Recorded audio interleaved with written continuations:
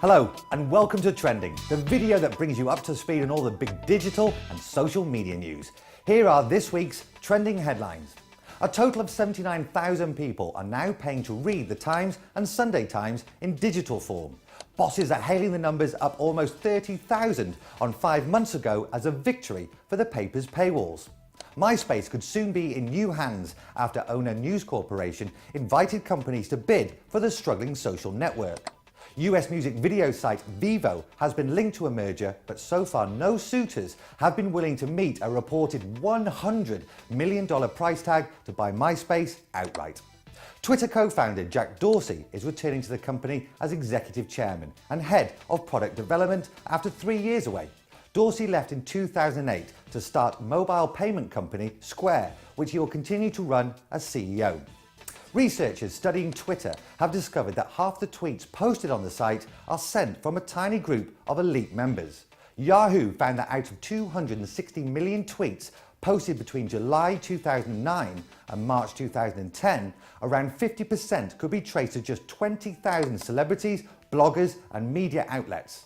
And social media monitoring company Radian6 has been bought by cloud computing firm Salesforce.com in a deal worth more than $300 million. The deal has once again opened the debate about the true value of social media companies.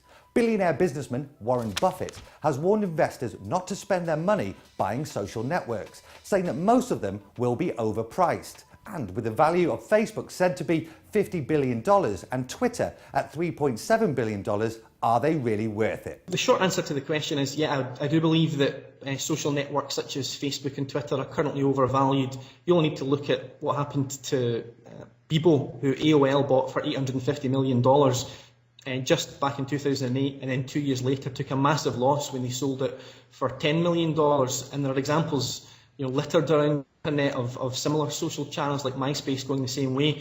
So yeah, I do believe it's overvalued, and I believe that it's going to be the commercialisation of services such as Groupon, where there's a real an obvious money-making incentive there that are going to lead the way in social commerce. And sites like Facebook are moving that way as well, with the ability to buy directly through the site.